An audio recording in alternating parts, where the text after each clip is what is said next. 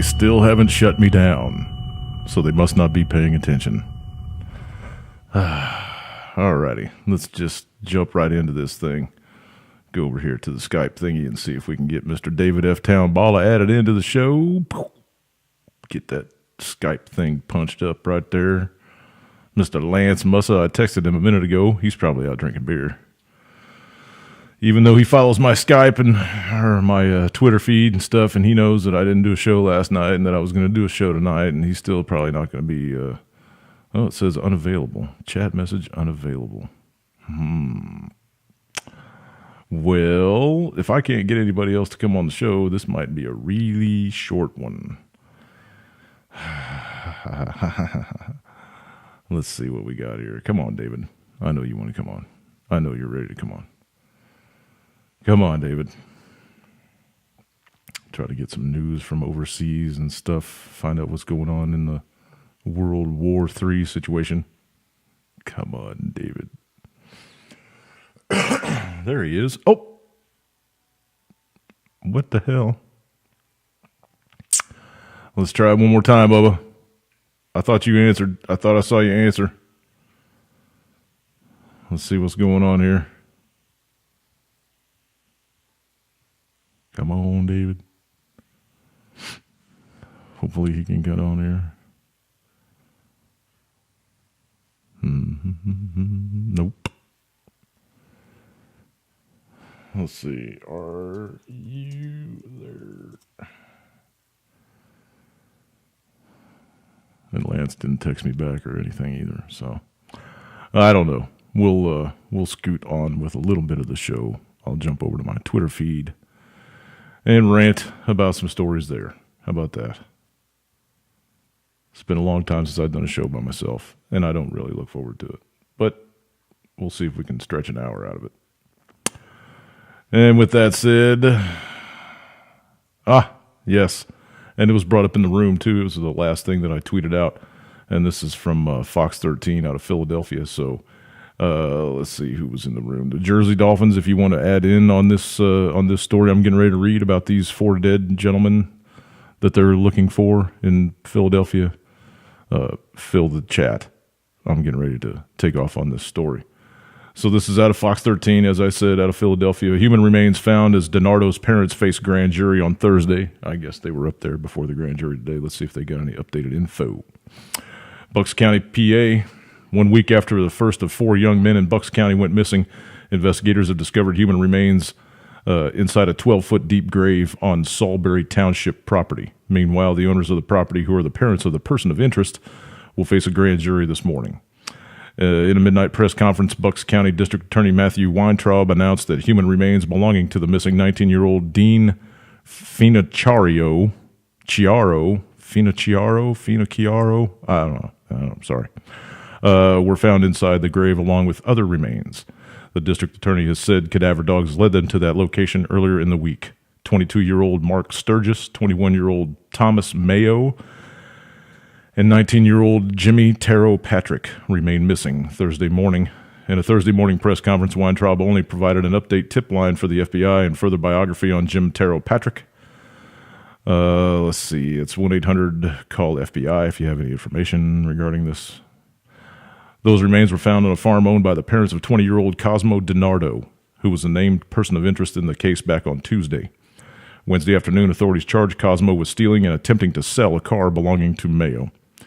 The car was found on property belonging to the DiNardo family in Salisbury Township and was found with Mayo's diabetic kit inside. Bail was set at $5 million. DiNardo also had been arrested on Monday and held on a $1 million bail in an old gun charge before his father paid $100,000 to get him out on Tuesday.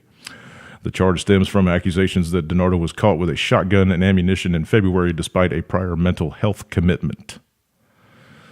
The back-to-back arrests bought investigators time as they scoured the farm and other spots across the county for clues to the men's disappearance. Weintraub said he hoped the higher bail would hold him even longer, but acknowledged that it might not. DiNardo's parents, Antonio and Sandra DiNardo, own a farm in Upper Bucks County, a bucolic area with rolling hillsides. new housing developments, and historic sites. The DiNardos also own a concrete company and a trucking company headquartered in Castor Avenue, where heavy equipment, including backhoes, can be found. Antonio and Sandra DiNardo will face a grand jury Thursday morning. That grand jury investigation that could provide some answers in the case, including DiNardo's whereabouts, Cosmo DiNardo's whereabouts during the last week. An attorney representing the couple, Fortunato Perry Jr., man, these are some Italian names, y'all, issued a statement earlier Wednesday saying they sympathize with the families of the missing men and are cooperating in every way possible with the investigation. I can tell you they are doing everything in their power to cooperate with law enforcement investigation at this point, Perry added. Sources tell Fox 29 that in addition to his parents, Cosmo DiNardo himself may be called before the grand jury Thursday. It's unclear if he will testify. He could possibly invoke the Fifth, refusing to incriminate himself. The FBI had been using heavy equipment to dig a ditch on the farm property and sifting through each bucket of dirt by hand. At least some of the missing men are friends. It's unclear how well they knew DiNardo. Jimmy Patrick and DiNardo both attended Holy Ghost Preparatory School together, and Mark Sturgis and Thomas Mayo worked together. In February, the gun charge he still faces, DiNardo is accused of illegally being in possession of a shotgun and ammunition because of a previous involuntary commitment to a mental health institution. An affidavit in that case says that he is known to be suffering from mental illness. His social media posts suggest an avid interest in hunting, fishing, and Air Jordan sneakers, which he appeared to sell online. He had enrolled in a nearby college at one point as a commuter student with hopes of studying abroad in Italy. According to an article on the college website, he had few other brushes with law since turning 18 over traffic violations and other minor infractions. Authorities have been giving regular press conferences at 11 and 3. Thursday's 3 p.m. press conference was canceled, and it was unclear if another would be held later in the day. So that is the latest update from Fox 13. Let me jump out of that and jump over to the chat room and see what Jersey Dolphins had put in there. There was a crime at Temple State. Think someone got killed and the dude was caught in his jail right now. However, these men were all witness to the crime.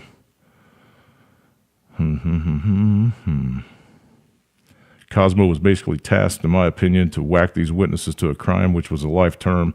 Cosmo's been mental issue since an ATV accident years back. Cosmo was a wannabe mobster and his buddy in jail also.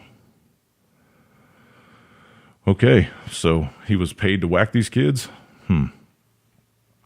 He had access to all the equipment, right? They're digging a huge ditch on the property from what I can see from the aerial shots on the website there.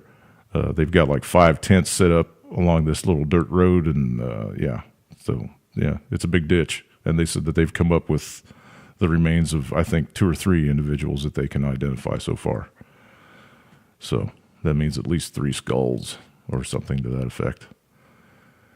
11 o'clock news, Ricky said, this will all come out in a few days or during the trial. Jersey Dolphins said, 11 p.m. tonight. There was drugs involved, but I forget how. Well, I reckon we're going to find out as soon as this all shakes loose. Hell. Come on, man. David, I see you're lit up there, dude. Head into the call, for fuck's sake. I don't want to do this by myself, man. I really don't. I really, really don't.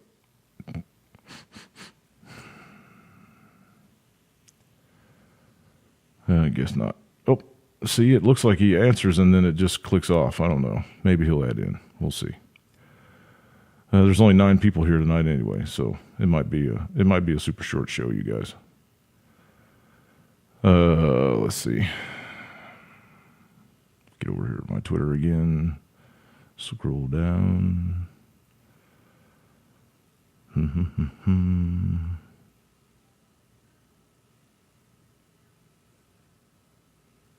So the House Democrats filed articles of impeachment against Trump.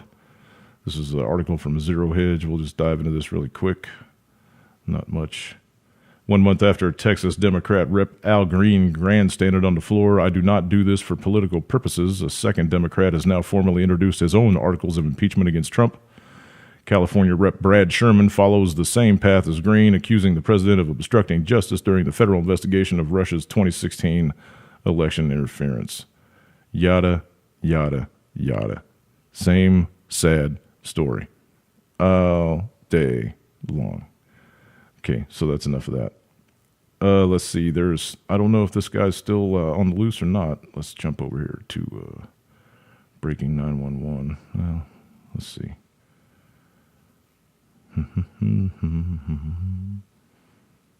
There was a manhunt for Kenneth Dion Lever, who killed three people in an Alabama mobile home park. That was yesterday. I don't know. It doesn't have any updates on that, so we'll skip over that. Let's see. Michael Mann. You guys know the name Michael Mann?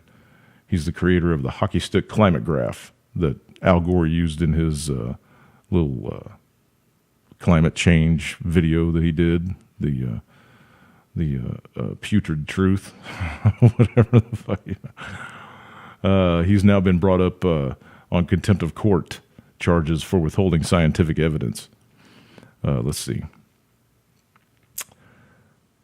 Penn State climate scientist Michael Hockey Stick Mann commits contempt of court in the climate science trial of the century. Prominent alarmist shockingly defies judges and refuses to surrender data for open court examination. The only possible outcome, Mann's humiliation, defeat, and likely criminal investigation in the U.S. The defendant in the libel trial, the 79-year-old Canadian climatologist Dr. Tim Ball, is expected to instruct his British Columbia attorney to trigger mandatory punitive court sanctions, including a ruling that Mann did act with criminal intent when using public funds to commit climate data fraud. Mann's imminent defeat is set to send shockwaves worldwide within the climate science community, as the outcome will be both legal and scientific vindication of the U.S. President Donald Trump's claim that climate scare stories are a hoax. As can be seen from the graphs below, Mann's cherry-picked version of science makes the medieval warming period disappear and shows a pronounced upward tick in the late 20th century. The blade of this hockey stick, but below that, the ball graph, using more reliable and widely available public data, shows a much warmer medieval warming period with temperatures hotter than today and showing current temperatures well within natural variations. So I'm really hoping that this gets more publicized. Let's see. Okay.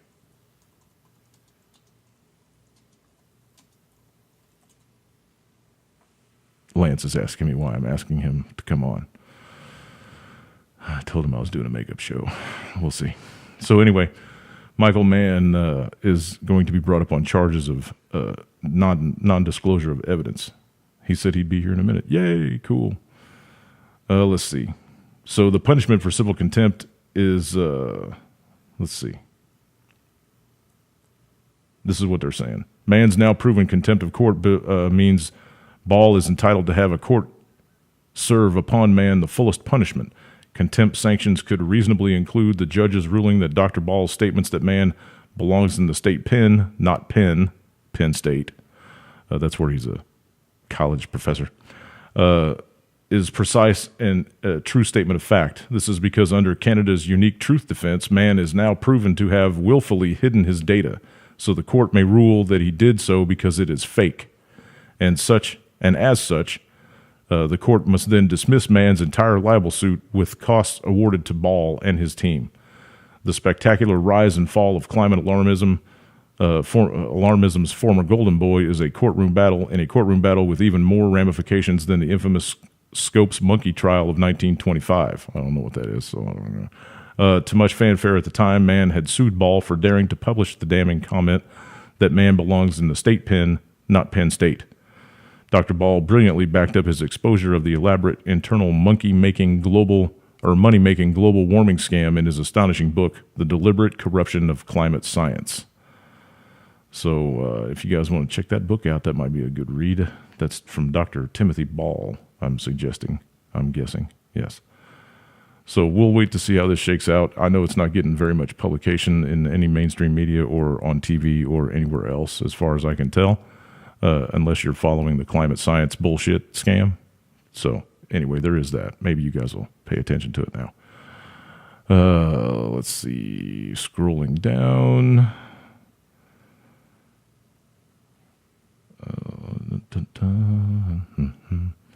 It's been a year since Seth Rich was killed, and there's still nothing going on about his murder.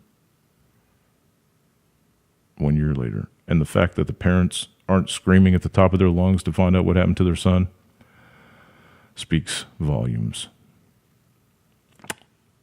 All right. A huge blaze has broken out on the slopes of Italy's Mount Vesuvius and near the city of Naples, prompting an evacuation of tourists and local residents for the second time in a week. Some really, really cool pictures and video on this article. This is from RT.com, by the way. The huge pillars of smoke from the raging fire through the forests on the slopes of Vesuvius rose to more than 2 kilometers up in the air and were also 2 kilometers wide at the top, AP reports, clearly visible from Naples. The smoke deceived some people into believing the volcano was erupting. Kind of scary. Excuse me. The local weather channel 3B Meteo compared images of the fires with pictures of the volcano's most recent eruption in 1944, which destroyed 3 villages. And yeah, they're very similar, except for the skyline of the city. Many tourists who were visiting the famous archaeological site and ancient Roman city of Pompeii, not far from Naples, also witnessed the huge clouds of smoke darkening the skies. Some local residents turned to social media to say that ash from the fires fell in many neighboring towns.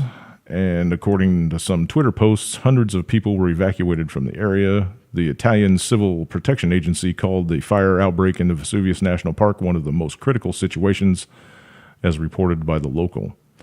Fires broke out on the volcano's northeastern side.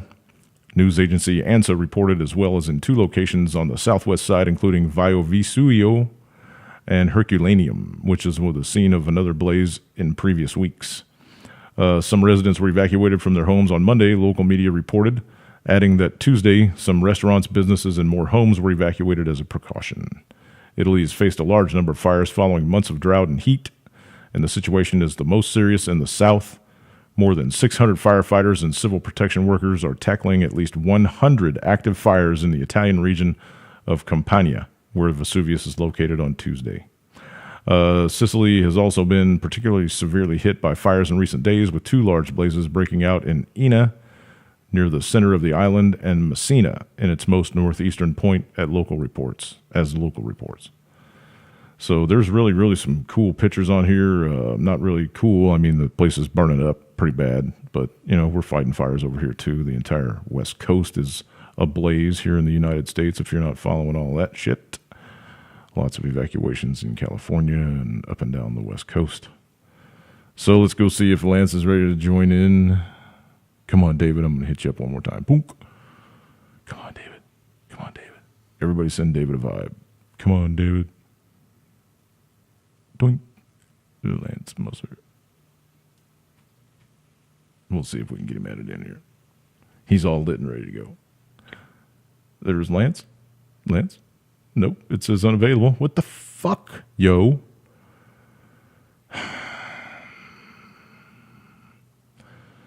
Lance Moser. Skype with Lance Moser. Ring-a-dingy. There's Lance. Hey, can you hear me? Hell yeah, now I can, finally. All right, cool. Right on. What's going on, man? Yeah, I couldn't see a call to join into. Well, I tried to add in you guys, and every once in a while it said that it looked like David was picking up too, and then all of a sudden it just dropped off, like it, I don't know. I'll see. New Skype on my phone, yeah. And it's really different. Yeah. Really different. I can hear an echo now. Can you? Yeah. Well, that's weird. It's got to be the call. I mean, I'm using the same equipment. Hey, there's David. Sweet. We got everybody added in now, and the echo's gone. What's up, Dave? What's up, Lance? Oh, a little bit of this, a little bit of that. Little makeup show going on here, man, because I wasn't on last night, so thank God you guys showed up. Otherwise, I was going to call it. I didn't know you were on tonight, man. I sent out the tweets and stuff. I guess you guys aren't keeping track of my pages and whatever, my social media. No, I don't know. No. Social media, fuck that. Well, it was on Facebook and Twitter and stuff. So, well, I don't. That'd be part of the problem. Yeah, might be. Smart ass. All right, so now that I got you 2 guys to bounce shit off of, let's jump over to Dave, see what's going on worldwide in the World War III things. Well, saying that Mosul got taken back finally 100% now. Oh, and we got I troops. seen We got video of troops that standing place. there. That place is destroyed, man. Looks like a nuke went off. And it's like you're telling these people, yeah, we got ISIS out of your city, but too bad you ain't got a place to live now, man. Right. That's the same way with Damascus. Damascus is pretty much destroyed except for like where the palace is. It's crazy, man. Those pictures out of Mosul, I think it looks worse than what Nagasaki looked like, man. Yeah. So that's their idea of taking a city back, is just going through just blasting flattening the fucking place. thing. And that's exactly, they should have just did that in one big bomb and been done with it. Right. It was the same thing, But I guess they took back some oil wells and stuff that ISIS was using to sell oil to Erdogan up in Turkey, and all that good. And we got some troops stationed on the ground there full time now, so we can keep funding ISIS and funneling weapons to them and shit. So I guess that's all good, right? And, it came out that the leader was officially killed, but our government wouldn't back it up. Russia came out and said he was dead. Iran said he was dead.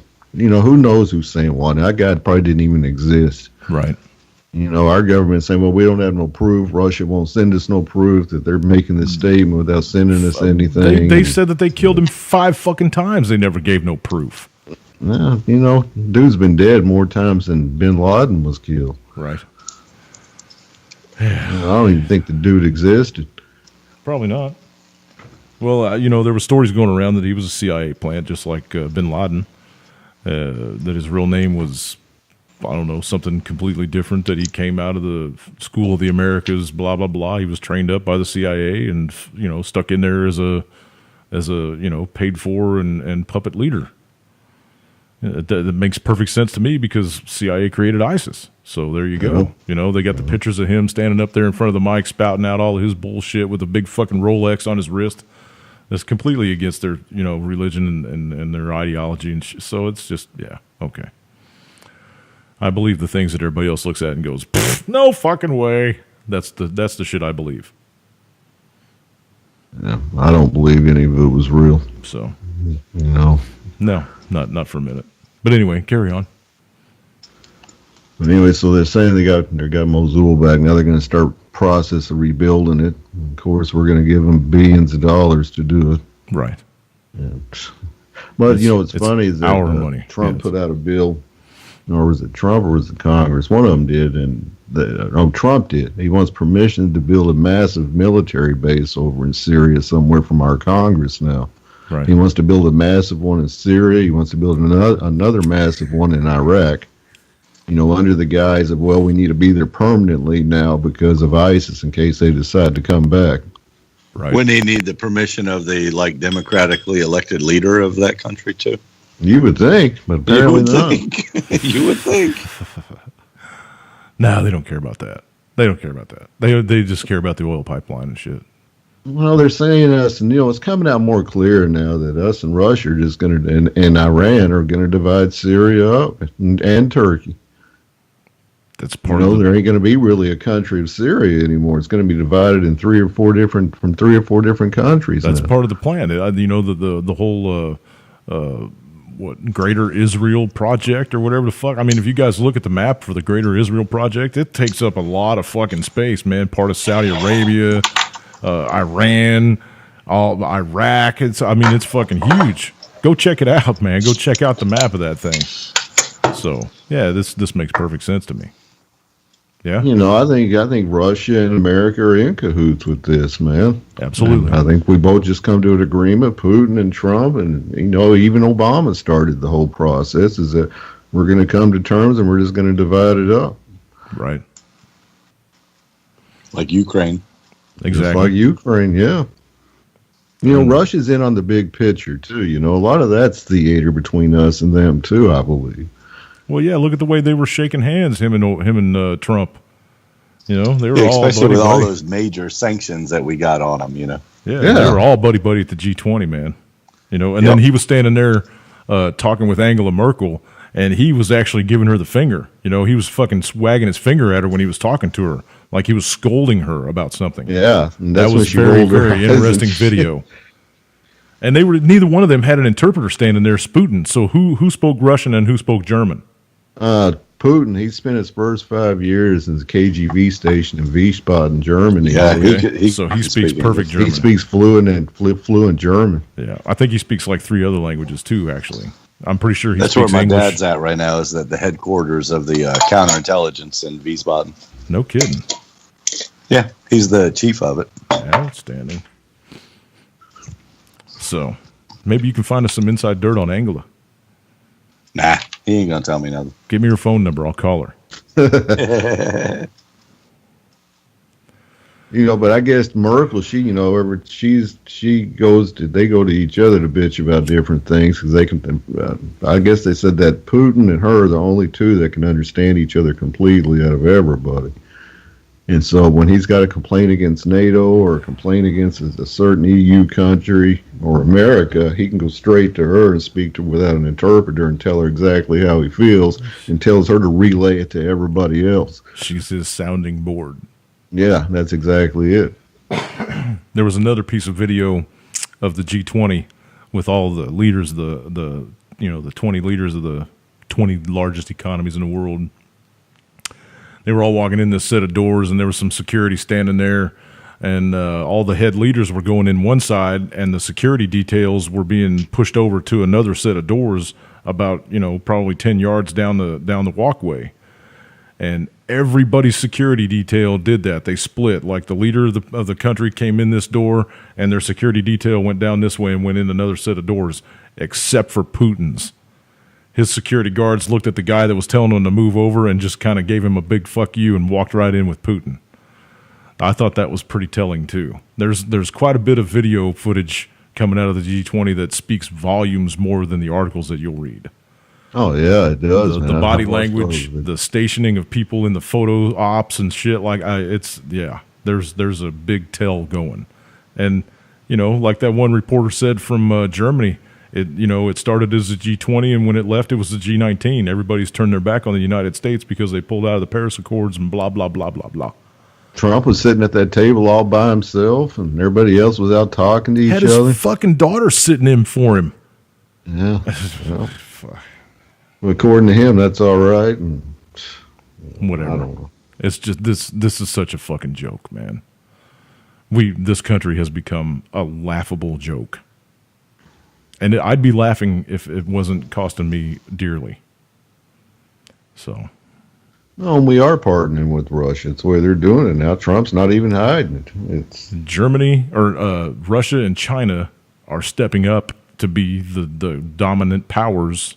I think they're gonna share the glory, but they're stepping up to. The United States has lost its world dominance position. Oh, absolutely, 100%. 100%, man. It's sad to see it. It really is, man. The only thing that keeps us even barking is because we've got a huge fucking military, and some people are scared to death of it. That's the only card we got. Yeah, we don't have no economic card anymore either. Nope. So, all right. And that all happened within I've been around 51 years now, and since 51 years, it went that fast. Yep. It wasn't like this in the 70s. No, man. When I was a kid, this was the place to be, man. This was the place to be. Everything was hunky-dory. The sun was shining every day. It was like birds singing and shit, and then... Only because you believe the propaganda. Well, absolutely. Absolutely. But it was still like that, though. I mean, there was a white picket fence type of shit going on. That's back when we had block parties and everybody that lived around the block all got together a couple times a year and made food, and all the kids hung out and shit. We all gathered up in a cul-de-sac and set out tables. That shit all went away. Neighbors don't give a fuck about each other no more, man. They just keep your ass on your side of the fence, man, and that's the way it's going to be. That's the way it is nowadays. Am I right or am I wrong? I mean... Oh, you're right. I'm just generalizing, okay? But, I know there's certain areas of the country that it's not like that. Around here, it's not like that. People look at you and say, how you doing? And they want you to answer them back, But big cities and stuff, man, there's no community organization. There's no neighbor helping neighbor. It's just, it's not there, man. It's not there. People would rather donate to a GoFundMe than go across the street and check on their neighbor. I saw a statistic the other day and talking about our prison systems, and this one big warden was talking this one big prison in Indiana. Yeah. And he says, he said, I've been a warden for 30-some years, and he says, I've never seen such a young population coming in that was so violent in 30-some years. He said the offenders are more coming, are a lot younger, but they're a lot more violent, he said, coming into the prison system. Absolutely. Look at the shit that just happens on the street, man. People walk up behind other people and just smoke them in the fucking side of the head just to see them drop. The fucking knockout game, whatever they call it. But they're doing it now just so they can rob the motherfuckers because nobody's got a job anymore, right? I mean, that's ridiculous, man. It's ridiculous. And hey, man, I tell you what, if you're going inside the prisons, you better be a tough motherfucker because if you don't, you're going to get your ass handed to you. Yep. In where? In prison. Oh, yeah, I'm not planning on going there. Yep. So we got prisoners that are, stepping up their game and becoming more violent, and we got soldiers that are becoming pussified. Because the soldiers that I watched, some of the footage that I watched coming back from overseas, those guys are acting like a bunch of pussies. This country's changing, man. They don't want to engage in firefights and shit. All they do is crawl back into their Humvees and cry and bleed for, give me some air support, please. Pussies. Well, this country's changing like supersonic speed now. Yep. And you see the big divide between the left and the right now. I mean, they really pumped it up when Trump took over, and not saying he brought it on, that someone did, and so you've got a big divide. I was talking to my wife about it today. I said, this is like the Civil War. Instead of North versus South, you're going to have left versus right in this country, and this fixing to explode, man. The deeper that Trump gets into with this Russia shit, you're seeing some heavy shit. You can just feel it. But it's all bullshit, though, man. That's the reason that I mentioned a little bit ago. It's been understand that 1 year since Seth Rich has been murdered, and nobody's saying a fucking word about it. Now, look, if I'm going to say it again for everybody that's in the cheap seats that didn't hear me say it the first time on a couple shows back, if they would investigate Seth Rich's death, they would find out exactly where those leaks came from, and the Russia shit is out the window. They've already investigated. That's why they're not letting it out. That's exactly right. Or they didn't investigate it at the behest of other people, higher people, and just take it off as a random killing. Exactly. There's 13 plus cameras that cover where that murder took place, and none of that footage has ever been dropped out. None of it. The first cop on there's so many hinky shit going on. There's so much hinky shit going on with that case. It's not even funny, man. It really isn't. I'm gonna get all my stuff together, and maybe next week I'll do a little segment on it, about a 30-minute segment on it. We'll do a Q&A or whatever from people in the room that have been studying it, because it's definitely hinky. Oh yeah, the DNC had them knocked off. That's easy to see, man. They found out about it, and boom. When it all comes out, and eventually I hope it all comes out, because this kid cannot die for no reason. When it all comes out and all the Russian stuff goes out the window, then everybody at the DNC is pegged a liar. It'll never go out the window. No, it'll never go out the window. And here's why. I was watching CBS this week, and this morning, or not this morning, but this week in the morning. And they had this guy on there, and you guys may have seen him because I know it's been going on around Facebook. But he was talking about Facebook and Google and fake news and real news. How they're adjusting the people's perspective. Right. And he's saying, look, people click on a story and they say they just got it from Facebook, not from CBS or from some independent boiler room radio or something like that. So there's no differentiating between fake news, real news. They're just saying, we got our news off of Facebook.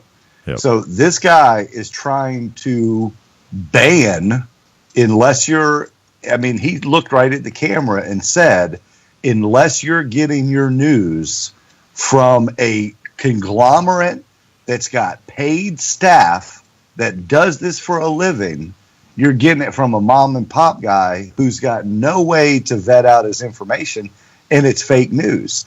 And this guy was trying to advocate separating out that stuff on Facebook to where you'd have to pay extra to get stuff other than mainstream media. Yeah. Dude, that's scary as fucking shit. They're going to do it, man. They're going to do it. That's scary. I mean, that was scary. I was like, you got to be kidding me. And all these people, are sitting around the TV going, yeah, he's right. He's right. And I'm just sitting there. I got my head in my hand going. Because they're sheep, dude. This guy is trying to control what everybody sees because they know the truth. They know they're losing control. And this is one of their last vestige or whatever the word is. Vestiges. That they can try to stem the truth from everybody. Yeah. Well, this is what that net neutrality is all about. And that's exactly why we let the control of the internet and all the site making go over to the UN instead of being controlled in the US. That net neutrality is fixing to go into effect, man, and it's that way our government when everybody here places and not throttle others. That's when everybody here starts bitching. When everybody here starts bitching about what's happening on the web, our government's just going to throw their hands up and go, we got no control over it, man. They control it over there. Sorry. Yep. That's exactly why they gave it up. So the liberal agenda, the 2030 agenda is well in play. And like David said just a couple of minutes ago, man, we are running at a fucking rocket pace into the shitter. Yeah, we absolutely. I've never seen nothing like this, man. It's crazy. Yeah, the stuff you see on Twitter, man, you follow Twitter really close, you can pick up a lot of stuff, man. And I'm seeing things I've never seen before. Like I said, there's a war coming between the left and the right in this country. They're building up. It's going to be no different, north and south. It's going to be the left versus right. And, they're going to choose people to pick a side. I'm kind of in the middle. And they're going to you're going to have to pick a side, dude. And it's crazy the way they're doing this. Mm-hmm. And how it's going to be is you got the left that wants this type of health care, this type of government. And I know it's a two-headed snake. I think it used to be. Maybe it actually is splitting off now in this country. Maybe that's the way it was meant to be. The two-headed snake just finally goes its separate ways. They're talking They're talking in the chat room. Ricky and everybody else is talking in the chat room about this Trump care. The shit that they're trying to pass. And I heard an interview with Rand Paul last night from OAN. And he was like, it's not any different than Obamacare. We're keeping the same fucking deductibles. They're, adding this and subtracting that, but it's not, they're not changing anything. They're not repealing anything. No, they're not. So, yeah, this is how, I don't know how many more times Trump has to turn his back on everybody that was his base and voted for him or however the fuck he got stuck into that office.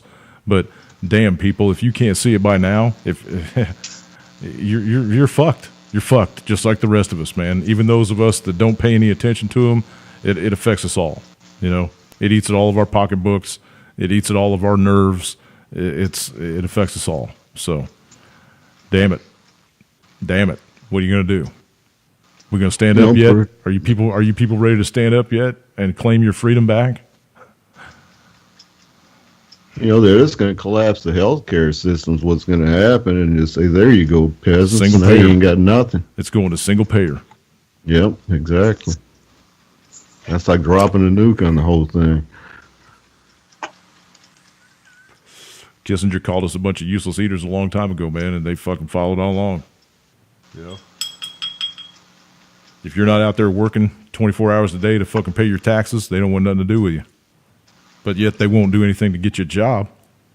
100 million people in this country ain't got a fucking job. They had one 9 years ago.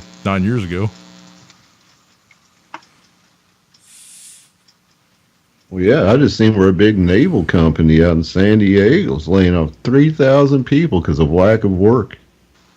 Naval shipbuilding company. Yep. 3,000 people because of lack of work. Yep. That's a slowdown. If that don't tell you a slowdown, man. When you see the military slowing down, that's what saves this country. What's going on in Norfolk, Lance? Same stuff. They was it last week, a week before? They're laying off another 300 people from BAE, which is one of the government contractors. But they've cut some overtime, guaranteed overtime for some people. Right. But if they have all they need is a few more ships to run into our ships, then we can have plenty of work. Yeah, but the Navy's down. Right? We gotta lose some sailors so that y'all can do some welding. I guess. Come on, man. Is that That's ship? what I think about that ship getting hit. That was done on purpose. And it's That's over. what I mean. It's getting repaired over in Japan, was. though. It's getting repaired over in Japan. It's not getting repaired here. Well, it's getting fixed enough so it can be seaworthy, but I'll bet it comes back over here for a major overhaul. It just had a major overhaul. Well, it's coming back 6 for another months one. ago. It's fucking damaged. Less than 6 months ago, it had a major overhaul, like $30 million worth of overhaul. They I don't really know how much swept that whole damage. story under the rug. Yeah. No, nothing. I mean, nothing about that. Yeah. That's just so weird. I They did said see the they let the captain was commander go. They let him go, but it wasn't because they lost faith in him. It's because he's fucked up. Yeah, yep. And there ain't nothing being said, man. Nope. Nothing. That's just so weird, man. That is so weird that nothing is being said about that. We know it wasn't our ship's fault. So why aren't we up in arms about it? Why isn't the news up in arms about it? Why aren't they demanding who killed our sailors? I mean, come on, man. You watch some sailors on that ship that know some are going to start disappearing like Navy SEALs. You're very, very probably right. You're probably right on that one. They're going to start having car accidents and everything else, man. Crew members on that ship that knew anything. Right. Yep. Accidental death by nail gun. I didn't hear any horns. I didn't hear any sirens. Just all of a sudden, whammo! Like they parked there waiting for that ship to hit them. Something like that. Try to collect some insurance money. There was only 9 people on the freighter. Yep. The very few, those things run very, very few crew because everything's done with cranes and shit. All they do is haul cargo. So, yeah, I don't know, man. Just with all the technology on that boat, for them not to be able to get the fuck out of the way, just boggles me. Yeah, it doesn't make any sense at all. There's so much going on. Unless they didn't want to get out of the way. I mean, that's the whole thing. There's so much fuckery that goes on right in front of a person's eyes, you just don't even realize it, It's amazing how many things in this world are scripted. Oh, I watched another really good breakdown of the moon landing yesterday in place of the show. Because when I figured out we weren't doing a show. You follow my Twitter, in your thread when I went to Boiler Room Radio, over on the right was, a moon hoax one that was in the thread over on the right. Right. So I clicked it, and it was one I hadn't seen. It was fairly recent. And this guy broke it down into a bunch of photos, actually, that I've never seen. I mean, this guy did some great research. And he broke it down. It was a whole take on, the fake moon landing. And it was right in front of our eyes. Send it to me. Happened, and we still believe it. Send it to me. Okay, I will. It was really good. Good. I want to see it. All right. I trust you now. Since you turned me on to the flat Earth, everything that comes out of your mouth's gold. Don't blame me on that. Like I said, my 75-year-old dad said he'll go to his grave believing that the moon landing never happened. And he's right. Awesome, because it never did. Yeah, I was going to say, and he's right. Yep.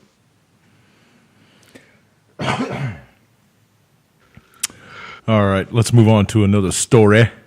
We've been rabbit holing for 30 minutes or so since you two were late coming on. Made me talk about myself and stuff. Anyway, go ahead, David. Trump went over to France. Oh boy, for a couple days. Yeah, and he gave some eyeballs to Macron's wife or whatever the fuck his name is. Yeah, says he was in good shape. Yeah, yes. Trump caught on tape complimenting Macron's wife's body. Yeah, nothing wrong with that. She's standing there in that little white skirt thingy she was wearing. She did look good. She's old though, man. She's old though, man. She's 24 years older than him. That she was his high school school teacher. She's 70 something, and he's I remember 50 that. something. I remember seeing that. Yeah. So them two must have been getting it on in high school for a long time. Hey, man, Melania's younger than Trump by 24 years. 24 years. Yeah. Yeah. So there you go. Maybe they can do a partner swap while he's over there. You know, that's the French thing to do. Yeah. Wife Menage a trois. swap. Yeah, there you go. Gang bang in the Oval Office. Now it's all Muslims, though. Over in France? Yeah. Yeah. I was Well, I'm reading a pretty thing sure- the other day that said that there's more Muslims in Britain now than there is than British. I'm I pretty read sure. that, too. Yeah, I did too. I'm pretty sure that there was quite a few of them over in Germany when they were meeting for the G20 too. I'm surprised that there wasn't more emphasis put on that. Emphasis. Well, they burnt that place down, man. Holy shit. Right.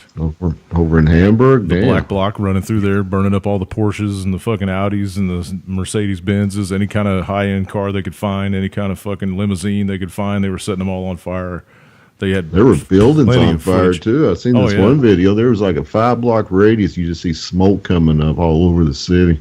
There's plenty of footage of those guys running down the road with flares and lighting flares and throwing them into shit. And yeah, so it's coming here sooner or later.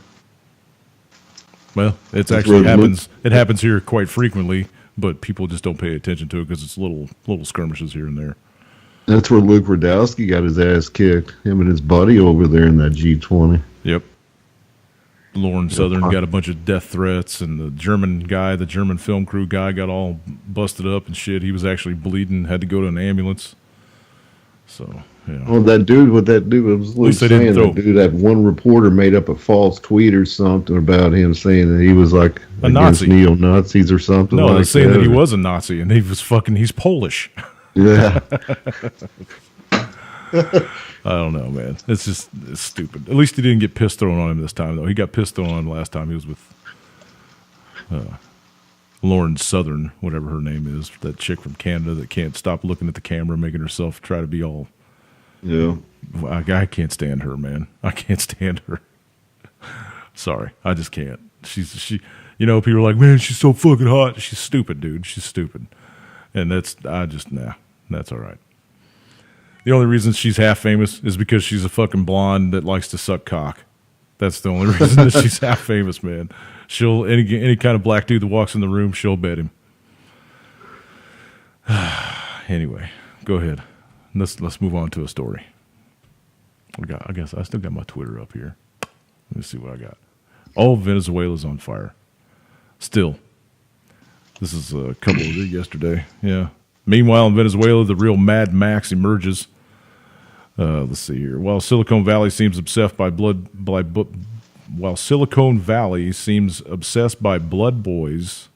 I don't even know where that came from. It's another part of the world that appears to have gone full Mad Max. As the following clip shows, a gang of bikers chase down and attack a truck with Molotov cocktails to steal the sugar off of it. And they got a video here. I'll drop this link for everybody that want to watch it.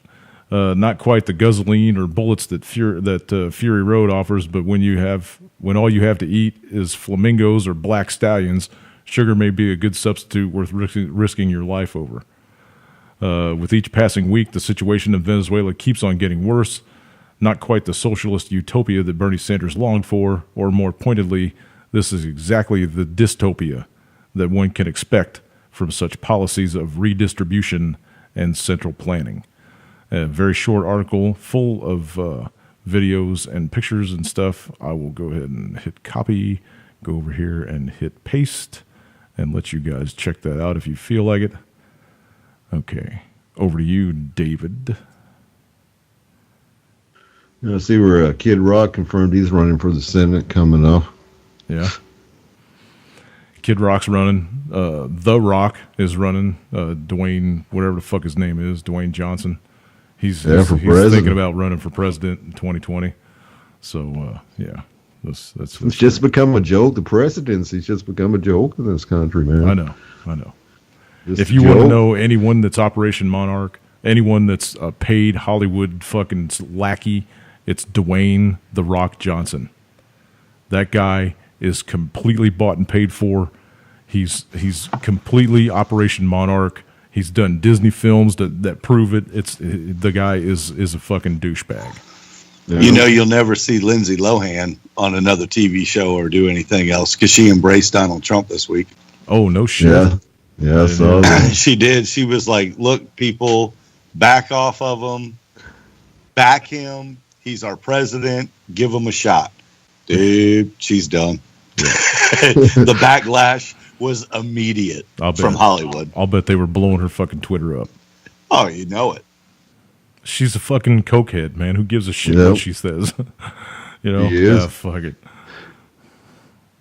Threw her whole career away to do that. Yeah, absolutely. She's been rode hard and put away wet way too many times, man. Who gives a shit?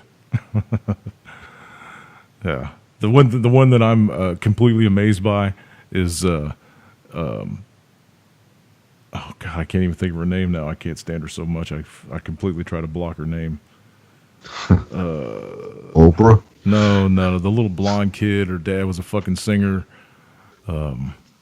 Miley Cyrus. Miley Cyrus. I am completely amazed that they haven't found her dead in a pool of her own vomit. Oh no, she's one of the ceremonial dress up in the garb and go out in front of the Super Bowl, the Emmys or whatever. No, she's one of them that is helping the masses worship Satan. I know. So's Katy Perry. So's Jay-Z. So's Beyonce. So yeah, okay. Let's move on. Otherwise, we're gonna jump down rabbit holes and fucking Taylor Swift. Well, it's a Thursday night, so you can go off your regular schedule. That's true. Go ahead, David. What else here? Story. Yeah, that's one story I posted. Egypt's got those brand new ships, those Mistral class amphibious ships that were supposed to go to Russia, but we canceled we made them cancel the fucking. Yeah, they couldn't get any air defense on them, and so they're strapping trucks with air defense systems on the trucks as their air defense for their ships. Mm-hmm. It's the craziest looking thing. It's like a Humvee with air defense on it, and it's all anchored to the top of the ship. It's all strapped down on the flight deck to the top of the ship. Here's the thing, man. When they were doing the whole Mistral thing, and France was balking on the fucking sale to Russia because all the Ukraine crap was going on and the sanctions, blah, blah, blah. This is last year, you people remember. Last year, maybe even the year before. I don't know. Time's flying. Anyway, it was a helicopter warship. That's what it was designed for. And it was designed to carry. But when they went to sell the fucking ships to whoever the fuck's got them now, Egypt, all the electronics have been boogered off of them, man. Somebody came in there and ripped it all off.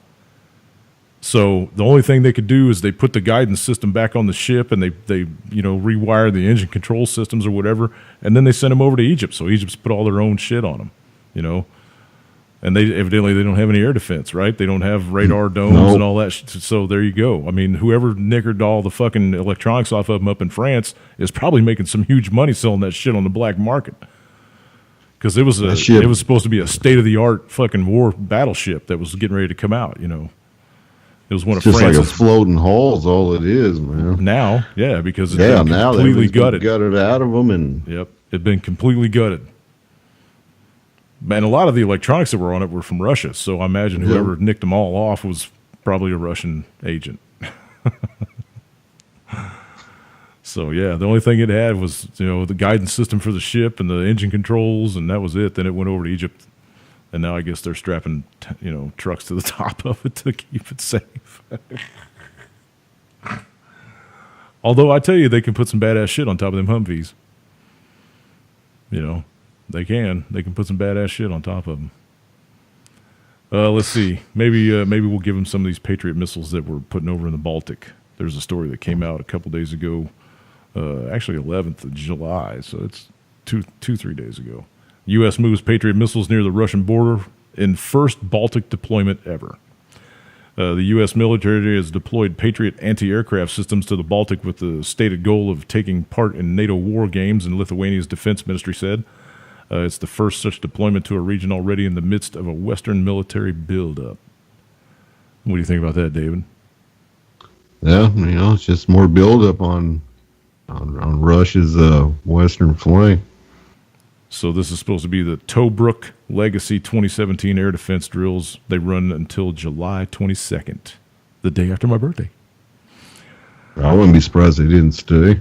Yeah. With those Patriot batteries, they'd say, "Oh, we decided to leave them for a while." 500 troops and 30 various air defense systems, without providing details on the U.S. task force size, how many Patriot batteries they're going to put out there. Here's a quote from somebody. The deployment demonstrates the steadfast U.S. commitment to the security of Lithuania and its high readiness to send strategic capabilities to the region. Woo! We're a paper tiger, y'all. The United States is a complete paper tiger. The ICBM attempt was a fucking failure. So a week later, they had to shoot down some little tiny dinky missile with the THAAD system up in Alaska to make everybody jump back on the fucking bandwagon and start waving their flags again. It's just it's such a joke, man. It's such a joke. Huge joke. Let's see. Tobruk Legacy, aside from Lithuania, will be conducted in the Czech Republic and Romania under the auspices of NATO's Joint Force Air Component Command. The Joint Force Air Component Command, the JFAC. It will also involve militaries from 3 other NATO allies, the UK, Latvia, and Poland. All right. Your story, David. Go ahead. This came out. This is U.S. Somalia forces raid al-Shabaab and kill several of them today in Africa. Really? It says we raided a rebel-held village in southern Somalia and killed al-Shabaab fighters early Thursday. It says that Somali commandos were accompanied by U.S. forces and 2 helicopters raided 2 locations. They included a detention center run by al-Shabaab in this one village, and then in this other village, an unknown number of detainees were freed. It says troops engaged a small number of extremist fighters, and that was out of U.S. Africa. Our special forces laying it down. Laying it down against a bunch of underarmed, fucking jungle walkers. Yeah. We're tough asses. People forget we've been fighting over there for a long time. We're just tough asses. France is over there fighting right now. China has troops over there fighting right now. It's because there's a lot of fucking uranium in the ground, dude, and gold and water and oil and you name it, man. Africa's full of resources, man. Britain has troops there. There's like probably at least 5 or 6, 7 countries over there fighting right now. The Bush family owns one of the largest land reserves in Africa, and it sits over the biggest water aquifer in that country. That's a fact. You can look that up. So, yeah, I'm pretty sure we'll have troops down there protecting that ground for a long time. There's all kinds of shit going. I mean, China was down there building all kinds of uranium processing plants and stuff. They've been dishing their money because they're trying to get rid of the U.S. dollar that they own, right? I mean, they bought so much China fucking just built a brand new naval base. They're moving troops into Djibouti right now. Yep. First time ever. They've got an overseas first time base. ever they've sent troops abroad. Yep. First overseas base for them ever. China's claiming Africa. They wanted Africa, man. Yep. So, yeah. It used to be wherever America was, China and Russia stayed away from it. Now they're coming right at us. They don't care anymore. No. That's what the G20 was all about, man. They're reshuffling the deck. Russia and China are going to be on top now. Yeah, I firmly believe that's why you got the BRICS all set up. Yep. It's happening so slowly that people don't even understand that we're already in the collapse. We're already in it. We're neck deep in it. Oh, yeah. Trump hasn't put out one thing yet to shave off anything off the deficit, even in 6 months. He doesn't have a plan. Spending more money, man. They've approved some fucking thing for the wall, for the fucking Mexican wall. Are you serious, man? Congress actually approved a building construction for the wall. Yeah, they want to put in solar panels, saying it'll pay for itself. Christ, man. Yeah, it's going to be open. Every fucking Tom, Dick, and Harry with a rock's going to be over there smashing the shit every day. Yep, solar panel walls that can pay for itself. Man. Oh, well, we'll have to build another wall to protect it from the rocks. That's what I was thinking too, dude. I'm like, what the fuck? It's like, you serious? They can just sit on the fucking hills about 20, 25 or 30 yards away with fucking BB guns and just whack at them. Pow, pow, pow, pow, pow. Fucking stupid asses. Well, we're going to make it solar panels. I think they just they just told Trump, or you're not going to get what you want, but this is what we'll go and do. It's something like this, and it's just basically Trump not getting what he wanted. Everybody, I see people posting on my fucking Facebook timeline all the time. President Trump, the only man in history that gave up being a billionaire so the people could ridicule him every day and try to save America. Yep. Fuck off, people. Do you realize how much money this cat's making off of this bullshit? The popularity that he had before he went into office has skyrocketed. Yep. As soon as he's out, he is going to be on another fucking world tour going around and banking, if the country's still around then. His businesses are just probably booming. Just people saying they stayed in the Trump hotel. Melania or not Melania, what the fuck's his kid's name? Don Jr.? No, not Don Jr., the daughter. Eric? Oh, the daughter, Ivanka? Ivanka got $100 million from the Saudis for her fucking, I don't know, woman's strength program thingy that I don't fucking know what it is. But anyway, just laughable, man. Anyway, he's 70 fucking some years old. He ain't gonna be around that much longer anyway, man. Does he give a fuck? He doesn't give a fuck. He's already made his millions several times over, man. The cat's filed bankruptcy 5 times and come back. Tell me he's not part of the club, people. He's beholden to those bankers. He's a Kabbalist. He studied the Kabbalah for years and years and years when he was younger. That's why he has 6 Goldman Sachs execs and the CEO of Goldman Sachs in his cabinet. Yeah. He represents the bankers. Yeah. But no, you can't say that or you're a liberal, man. Right. All right, let's move on. Otherwise, we'll sit here and turn this into a Trump bashing fest, and I don't want to. Fuck politics. Just like Lance says, fuck Facebook, fuck politics. And all the politicians. Peru judge came out tonight and ordered their former president, Humala, and wife jailed as they face charges of corruption.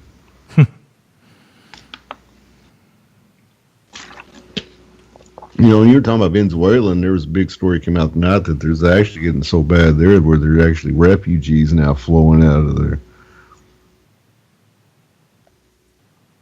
Well, that's getting pretty interesting over in Venezuela.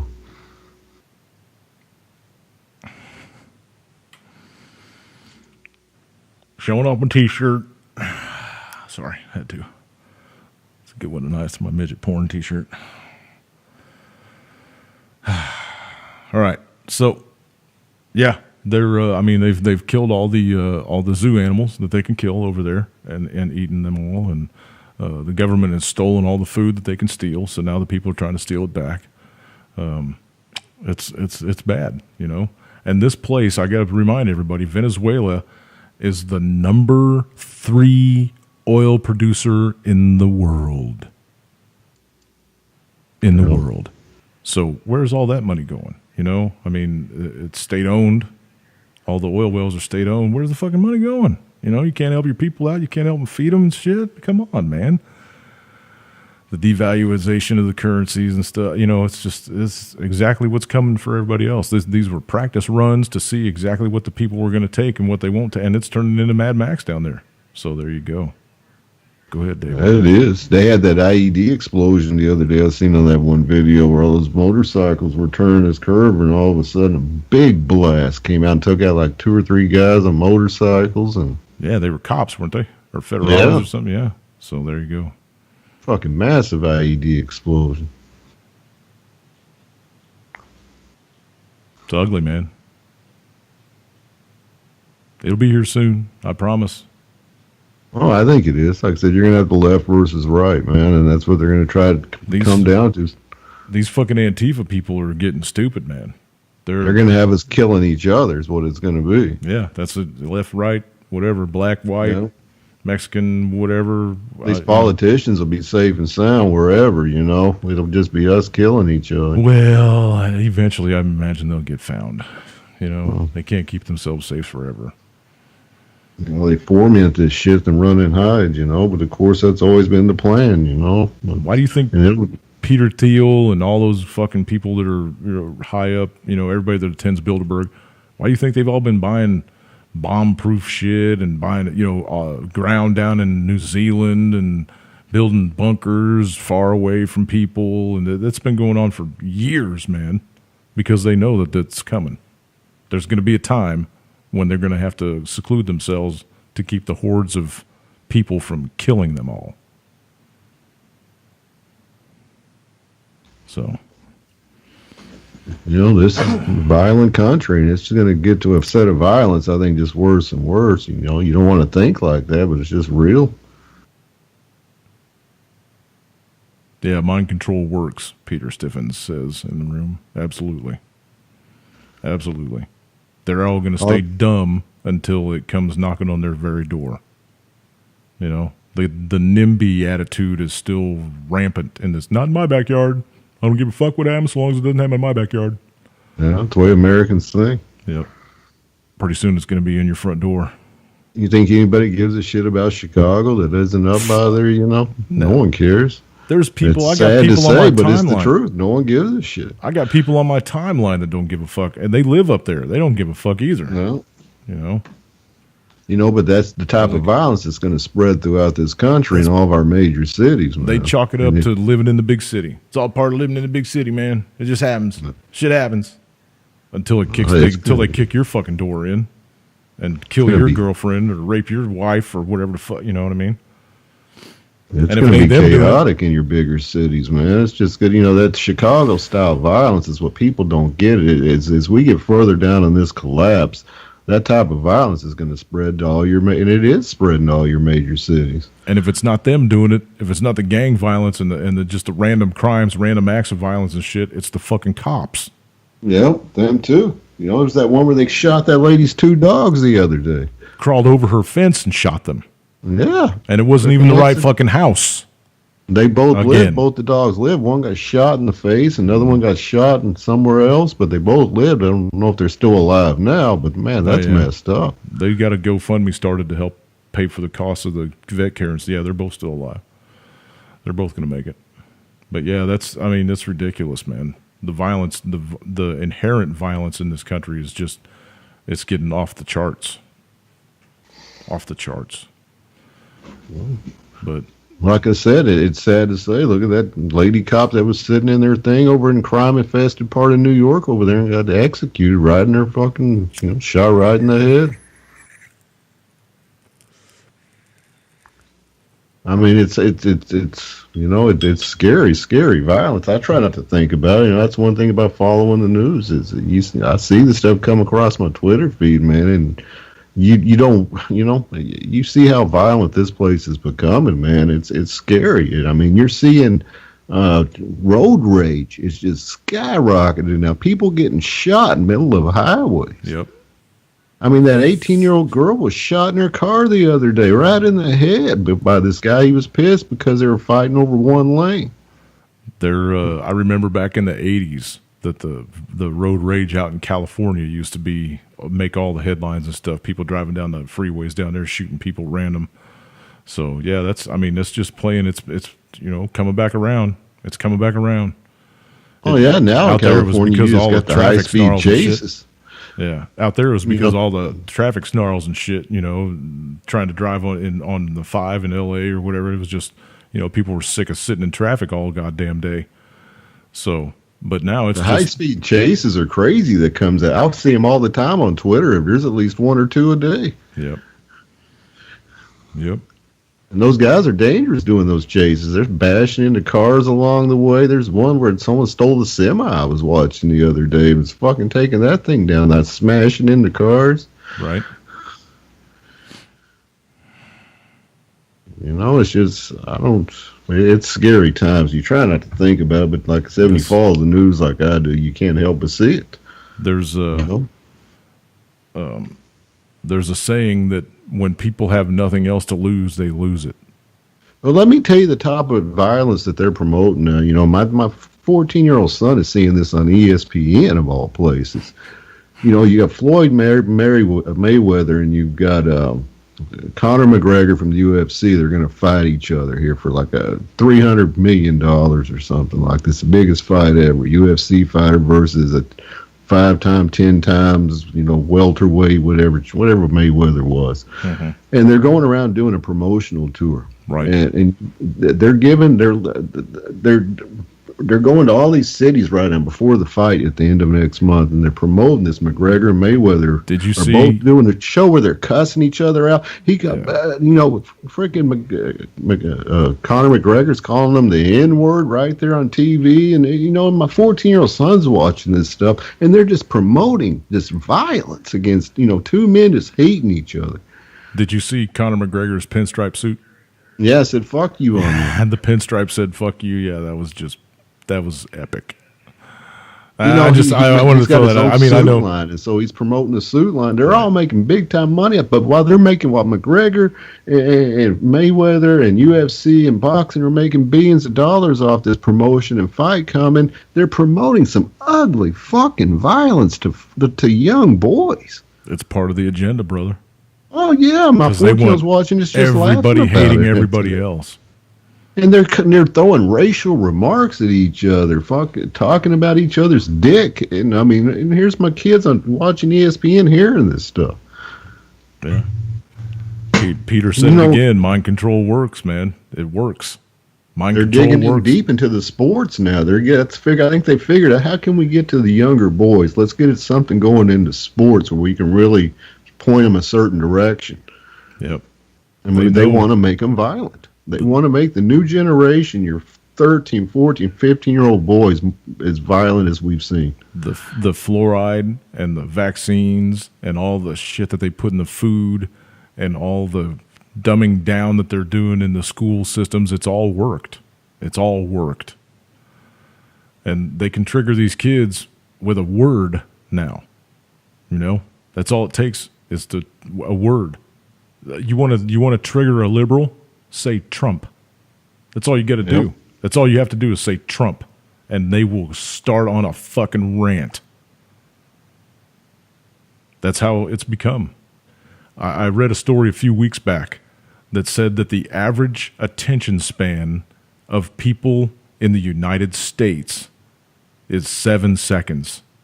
It's that of a goldfish. That of a meme. Yeah. 7 seconds. You know, it just makes me sick now seeing what they're doing. I mean, you know, it used to be back in the 70s when I was a kid. You know, I looked up to athletes, you know, in the 70s. I love playing baseball and stuff like that. And now these days, when kids look up to these athletes, people talk about Hollywood, but no one talks about the sports aspect of this too that they're really hitting on now.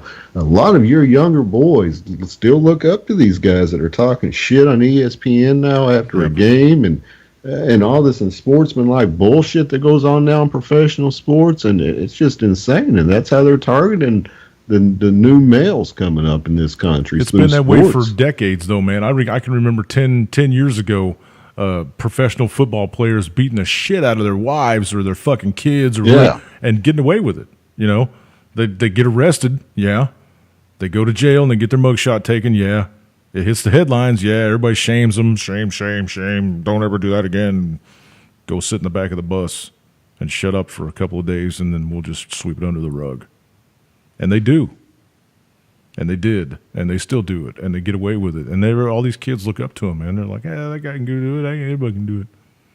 Well, yeah, that's exactly it. You know, I like sports. I'm a sports guy. I like watching a good football game or basketball game, but that's what I'm seeing sports, now. College, that I've been watching sports off and on my whole life is that they're promoting, I mean, even worse than before, they're promoting a violence to our new males coming up in this country. It used to be cool to go out and watch high school football and stuff. You know, those kids were playing with heart and stuff, but now they're all acting like the fucking pros.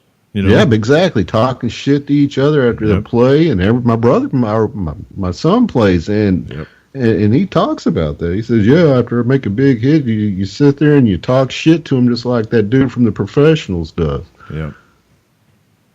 The college kids, they used to play with heart back in the day, but now they're just looking for a fucking contract, you know? They'll stab other players on their own team in the back just to get that contract with the team. Get recruited. Line up for the millions. Everybody. Oh, yeah, a lot of them have, man. Yeah.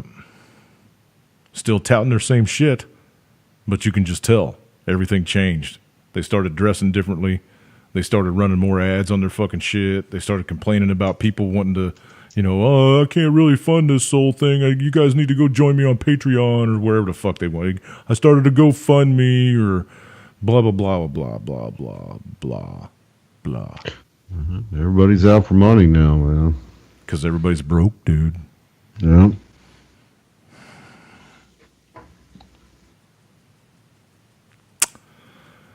Okay.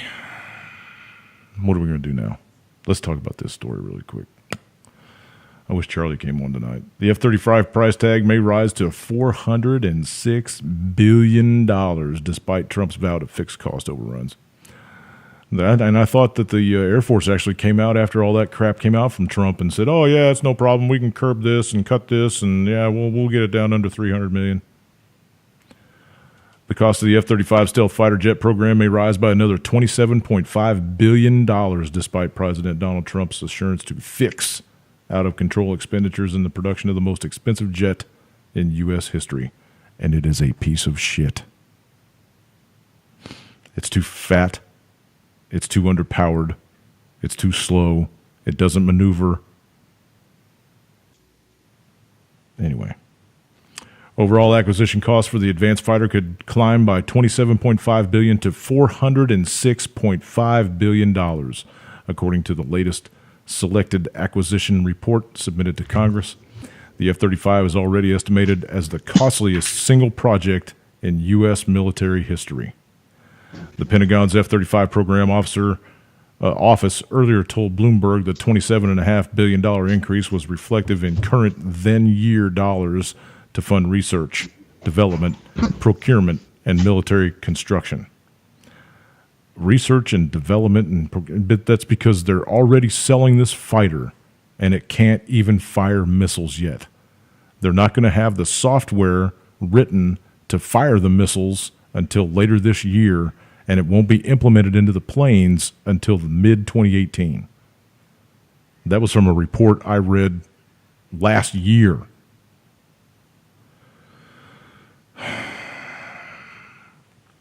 This is a quote from the douchebags running the program. The F-35 program remains within all cost, schedule, and performance thresholds and continues to make steady progress. Vice Admiral Matt Winter, the program's manager, explained in a statement. The F-35 office is committed to the delivery of cost-effective warfighting capability across all areas of the program and is aggressively pursuing affordability opportunities within our three lines of effort: development, production, and sustainment. What? According to Winter, the estimated multi-billion-dollar increase was largely driven by the adjustments to the F-35's production schedule. The U.S. Air Force reduced its maximum rate of aircraft purchase from 80 to 60 per year, which requires the extension of planned procurements by 6 years from 2038 to 2044. Are you fucking 20 years down the road? I'm not even going to continue reading this bullshit. This is just ridiculous, man. This entire program has just been nothing but a fleecing of the American people for nothing. This plane is a huge wart on the skin of America. Your thoughts, David? Yeah, I agree. Unbelievable. All right, go ahead, man. Our Secretary of State, he met with Qatar today, and then they're he's been there the past couple of days after the D20 trying to fix the Qatar situation, and they said, and ended up in nothing. He got nothing solved out of it. And that, at least, and we it's funny. We just signed a big defense agreement with Qatar the other day. After we called them fucking terrorists, we turned around and signed a big agreement with them. Right in the face of Saudi. But then we're over in Saudi trying to, I don't understand what we're doing over there. It don't make any sense whatsoever. No. It makes none. We're going back. 1 minute we're calling Qatar terrorists. Next minute we're signing $1 billion arms agreement. Selling them fucking planes. Yeah. Well, selling this F-35, man. I mean, try to get the fucking thing paid for, please. Well, it's because they let us have a base there. They've got more oil under Qatar than Saudi Arabia has. They need protection. That's why they have let us have a base there. Yeah. Yeah, exactly. We got 10,000 servicemen there, Yeah. But here we are going back and forth. We're going to Saudi side 1 minute talking shit to Qatar, then going to Qatar side the next minute saying everything's cool. It's like we're playing both sides and we're not even trying to hide it whatsoever. Well, it's funny. They want to kick Turkey out for, being terrorists and such like that. Yet they're going to leave the world's largest terrorist organization in there alone. Yeah. Well, Turkey just got permission to sail a ship over to the Persian Gulf off the coast of Qatar. Mm. And so they're taking one of their, I don't know if they're taking their Mistral ships or a battleship, I think they said, and they got it sailing over toward that way right now. They said, well, it's not a provocation. This is to make sure that no one attacks Qatar. Is that Saudi Arabia or Egypt? Egypt's against Qatar. That's why they're sending a ship over there. Yeah, that's what I was going to say. I didn't know if you said Saudi Arabia or Egypt. So no, Egypt. Yeah. And the deal is, Egypt's trying to say that this is supposed to send a message of stability over there. Basically, they're going to protect Qatar from someone attacking them. Right. And it's like, bullshit, man. You're going over there to attack them. What the hell, Egypt has closed every port in the Suez Canal to Qatari ships. They can't close the Suez Canal because of agreements. They're going to try to starve them to death. But, yeah, they closed all the ports to them along the way. That's what they're trying to do. They're trying to starve them to death. That's why Turkey's flying food and shit in there. Yep, and Iran. Yep. And this will probably end up blowing too. This is probably the beginning of a new conflict over in the Middle East to make up for Syria or Iraq, since ISIS is being routed out of there. And I'm sure that this is going to get deeper. It was announced also the other day we're sending a lot more troops to Libya now to go start fight over there now. We just sent a whole bunch of special forces over there the other day. Imagine that. And of course, that's another Russia-America thing. Russia backs one side, we back the other over in Libya. One thing, Trump ran his campaign on that he was going to rip up that Iran agreement or renegotiate the nuke deal that Obama signed with those other 5 countries. Right. And now he came out today and they're like, oh, everything's fine. We're not going to touch it. Exactly. Because that's exactly what he's done on every other thing he said he was going to do. Oh, no, it's cool. That's too much work. I don't want to do that. We'll just leave things the way they are. I don't want to do that. Yeah, that's basically it. He was saying all this stuff during his campaign. The dude had no idea how hard it is to do a lot of this stuff. Even in France today, after we pulled out of the Paris, Accords, he's already telling the new Paris president, well, maybe we can work something out. So he's already going back on the Paris Accord agreement somewhat, saying, well, maybe we can work something out where we can come back in. Fuck off, douchebag. He's seen the backlash he got from the rest of the world because of us pulling out of that, and the elite even came out and threatened Trump, and I'm not saying it's a good thing. I kind of support pulling out of it. I think it's a scam. But at the same time, you've got the elite telling Trump, you've got the other nations telling Trump, dude, you're not going to just walk away from this agreement. It ain't going to happen.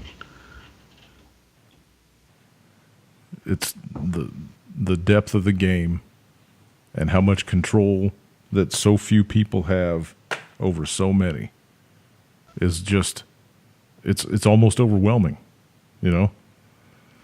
It's almost, I can see why people just walk away and go crawl off into the woods and hide in a fucking cave and live out the rest of their life not talking to the rest of humanity. Because look what we're fucking doing.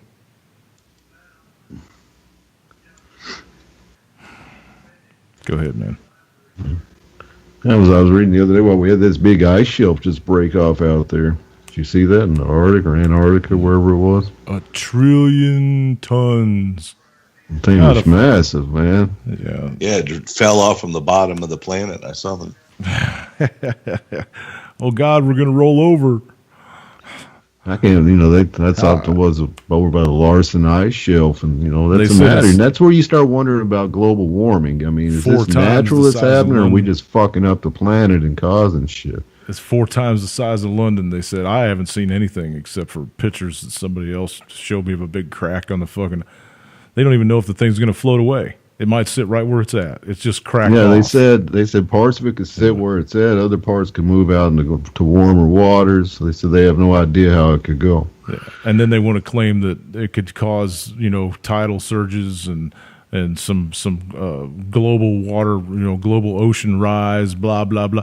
Look, people, if you know anything about physics, you know that ice is expanded water. When water freezes, it expands. So when it melts, it's going to take up actually less volume than when it was frozen.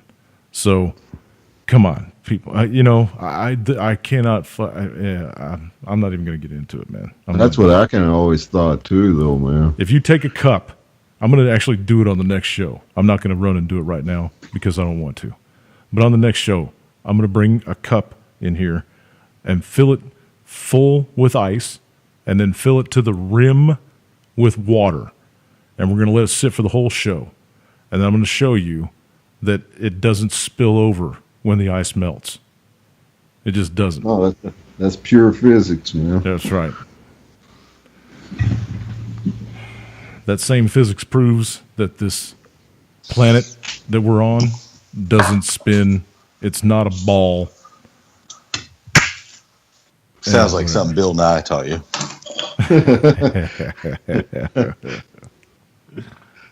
Bill Nye, the actor guy.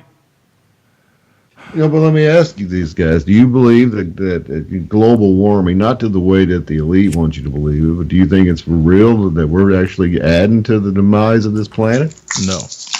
One medium-sized volcanic eruption puts more carbon into the atmosphere than we do in 10 years. Besides, carbon is what this planet runs on.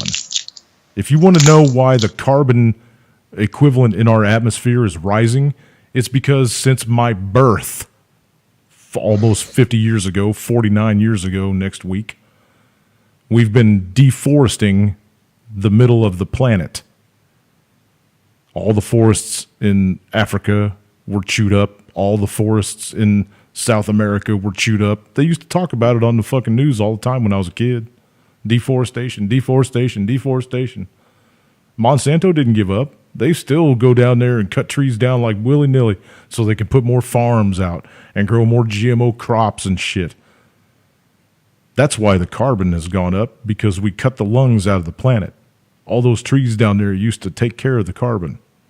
But it's been a lot higher than this before, and it's going to get a lot higher before we all die from it.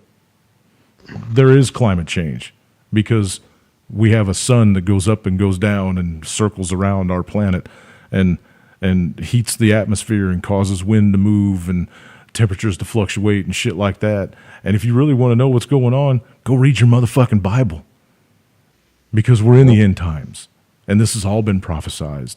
The storms are going to get worse. More people are going to die. There's going to be more earthquakes. There's going to be more volcanic eruptions. It's going to start happening on a regular basis. And oh my God, Katie, bar the door.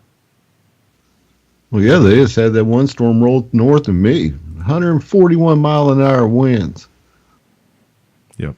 And it hit a little town in the middle of nowhere just 45 minutes north of me, but it knocked every bit of power out of that city and just bent poles. And it wasn't a tornado. It was cyclonic winds, but they're not categorizing it a tornado for whatever reason. It was an on-land hurricane. Yeah. That's what it was, dude, and it wiped this town out, blew shit fucking miles away, man. They didn't know what hit them. They just now got power back. They were down like 3 or 4 days without power. Right. It just leveled everything, man. It was the craziest thing I ever seen. We had one blow up.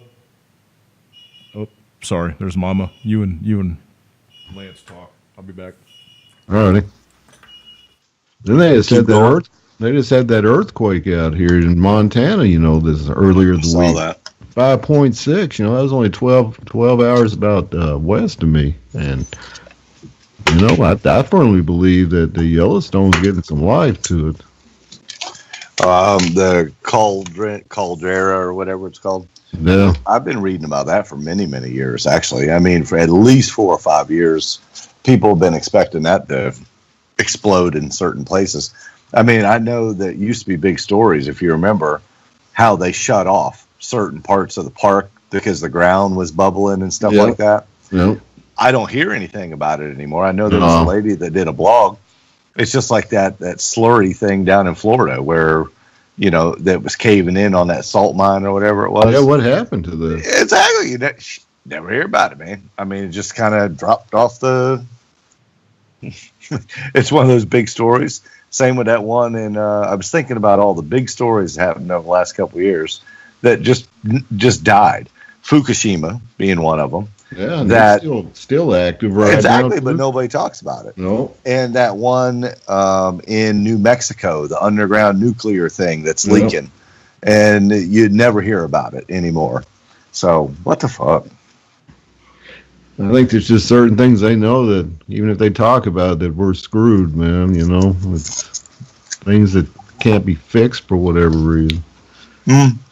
I'm sure that's why they quit talking about Fukushima. Oh yeah, absolutely. They know that they don't want people to know how bad off it is. Oh yeah, it was huge news for the first week until they realized how huge of news it really was. And then, boom, they just stopped talking about it. I mean, that's just dumping tons of radioactivity into the Pacific Ocean. Still to this day. Yeah, they can't stop it. They even admitted they can't stop it. Yep. So probably the news is like, why talk about it? That's going to, it's an ELE event. It is. And I mean, that's one of those things that's prophesized about where a third of the sea gets poisoned. Yep. The Pacific Ocean's a third, and it's getting poisoned. And those people are still eating the fish out of there is what gets me. Dude, if you eat tuna fish out of the Pacific Ocean, you're fucking asking for it. The might as well take a Geiger counter to it beforehand. I was watching, was it on the Today Show a couple weeks ago, a month ago or something? They were at the Oregon Fish Market there in San Francisco. They were hitting these different big fish markets, and they're talking about how they do. The fish guy said we do check for radioactivity, and I'm like, I don't know if I believe that or not. Do you think it'd all be pretty much poison? I mean, it's like anything coming out of the Dole pineapple factory. I mean, it's got to be covered in radiation. Where's that at? Hawaii. Oh, Hawaii. Oh, yeah, you would think, man. Yeah, you would have to. So, I mean, you don't hear about, I remember hearing last year about the starfish melting and all this other stuff. Yeah. I haven't heard of any mass kill-offs in the last couple months. Mm-hmm. So either they're keeping it under wraps or they're filing it so far low on people's feeds, it's just not making stories. So they can keep pushing a Russian agenda. That's what I think, that the news isn't covering a lot of other things since all I watch is CNN, so. Well, I won't watch Fox News. I can't do it. It used to be before this whole election and stuff happened, I could watch both news stations and not be really offended by each one of them. Mm-hmm. I could watch Fox for a while and say, all right, I'm going to watch CNN now, watch them for a while. Now I can't watch Fox, man. I mean, it isn't because I just don't like Trump, but they're so far, our news stations now have gone so far right and left. I've never seen nothing like that before. Yeah, there is no down the middle. You're either watching the left station or you're watching the right station. There's no in between anymore. The one problem, and I still flip it back and forth. I mean, truly, you could watch I mean, I watch Tucker Carlson every once in a while. The Five, they do a couple Trump stories, but then it's like Tucker Carlson last night or the night before. He brought a guy on that was anti-vaccine, that got on there talking about the dangers of vaccines and how nobody should take them because he had this stutter that he blamed it on vaccines and everything else. I mean, that's a death wish for a lot of news channels to bring somebody anti-vaccine out. Nope. I mean, Tucker Carlson did it. I mean, I had to give the guy props for having that guy out there. And the guy even thanked him. He said, "Thank you for bringing me on." He goes, "No other network will bring me on because of advertising dollars and everything else." So, I mean, the one good thing I will say about Fox is if you watch it for an hour, you're getting 10 minutes of Trump news, and then you're getting real shit that actually matters, man. I mean, you are. You turn it to CNN, all you're getting is a panel of experts that are just doing nothing but throwing keywords out there over and over and over. I told you the drinking game I invented. If they say the word Russian collusion, you got to drink. Man, you never make it more. You never make it through 15 minutes of CNN before you were laid passed out on the ground. That's the truth. I watch CNN for the entertainment value, man. It is highly entertaining. You got that right. It is highly. I'll tell you what, that guy that Anderson Cooper had on there last night, the British guy, he got his fucking ass handed to him. Anderson Cooper did. Yeah, I watched that interview. It was awesome. I mean, that guy threw a cut down, an slam insult to CNN, and Anderson just says, "I'm going to ignore the I'm going to ignore the whatever you said. I can't remember what it was." And then just kept rambling on. And then at one point, the guy was speaking the truth.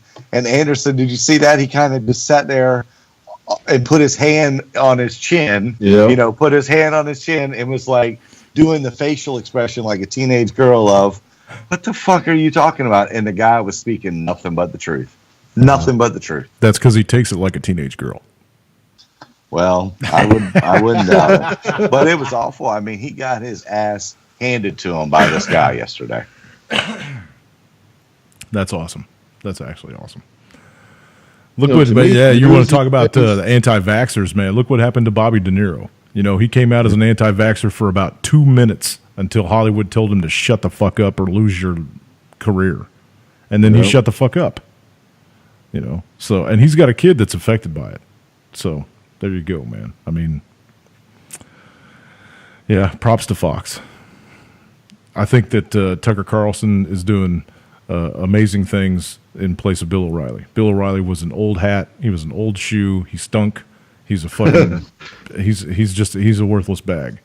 He's a worthless bag. Tucker Carlson's a douche. I mean, he is a douche. Well, I listen to him interview people. He's a hack. And he gets some people on there that actually got a case for what they're out there trying to do. And he just degrades them and has these stupid looks on his face where he's feigning shock and stuff. Well, he's a douche. Yeah. So, I mean, yeah, I'm not giving the guy any props. He is gave him a prop for the anti-vaccine stuff. But don't get me wrong. He's a douche. Yeah, but he's a lot better than Bill O'Reilly. Well, anybody is. I'm just saying the little snippets that I catch of him on YouTube, doing some of the shows. I watch him every night. I watch him every night. He's good. So, do it live. Yeah, do it live. Yeah, Bill O'Reilly is a complete fucking waste of human skin. I can't stand the fucking guy. I couldn't stand him when I first saw him on Fox. I couldn't stand him when I saw him on Entertainment Tonight. I couldn't stand it. He's just a fucking douchebag. He is a complete waste of fucking skin. Yeah, I never cared for him. Yeah, mega perv. That Jersey Dolphin said, mega perv. He's just, he got drunk on his own fame and let it go to his fucking head. So there you go. And he's a tall individual, right? So he thought he was above everybody else all his life. And he acts like it. He's just a complete fucking loser of a human. Okay. Moving on. I want to talk about this before we run out of time. We got about 20 minutes left, and I know this is going to take a little bit of time because I got questions about this. I got a lot of questions about this. I'll read the story, and then we'll discuss it. All right? Here we go. This happened 3 days ago. At least 16 service members died when a military flight crashed in Lafleur County, Mississippi. The Marine Corps said in a statement, adding that the cause of the crash is still unknown. A Marine Corps KC-130 transport aircraft crashed in Lafleur County, Mississippi on 10 July, approximately 4 p.m. Central Daylight Time, claiming the lives of 16 service members, the statement said. The refueling tanker was loaded with explosives, keeping emergency responders at bay, a state trooper told WMC. Investigators told WMC that debris indicated the plane exploded midair. Officials located 12 bodies and continued to look for others across a large debris field 5 hours after the crash. Lafleur County Sheriff Rick Banks told the Associated Press all that shit. The Lafleur County Deputy Will Nemi, I think is how you were going to pronounce that, told reporters that the coroner's office was at the scene searching a field of tall vegetation for victims. At the time, he didn't know how many casualties there would be. The fire chief of Greenwood, Marcus Banks, said that the radius of the debris is 5 miles. Banks said that the call came in around 4 p.m. An aircraft crash truck was traveling to the scene. He also mentioned that 4,000 gallons of foam were used to put the fire out. Banks described several high-intensity explosions that drove away firefighters. Governor Phil Bryant asked for prayers in a Facebook post saying that our men and women in uniform risk themselves every day to secure our freedom. The KC-130, manufactured by Lockheed Martin, is a 4-engine turboprop, most commonly used for military transport, according to the company's website. I want to read something again. The refueling tanker was loaded with explosives.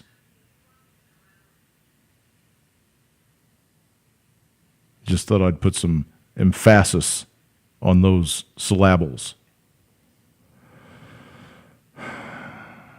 Your thoughts on this, David? At first, when they let the tweets go out about this, it was 5 people were dead, and there was a possibility of 9 total crew members, and then it climbed to 16 dead all of a sudden. That was what interested me right off the bat, and that's why I kind of kept an eye on this story. They haven't really come out with any new information. I just want to know if you've seen anything different. David?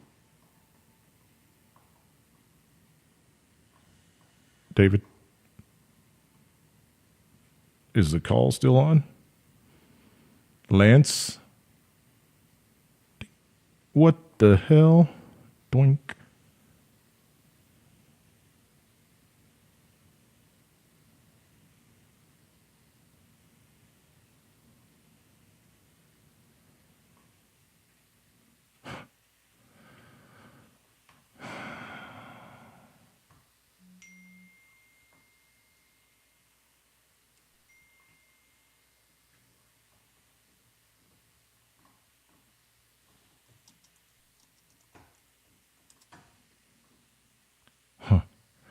I'm pretty sure I'm still broadcasting, so,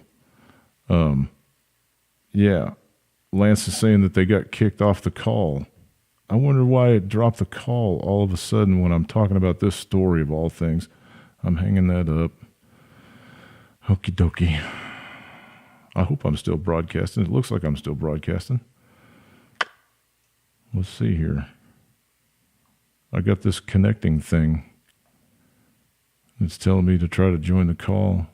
Lance is saying that I'm live. Okay, Lance, I appreciate it, brother. Okay,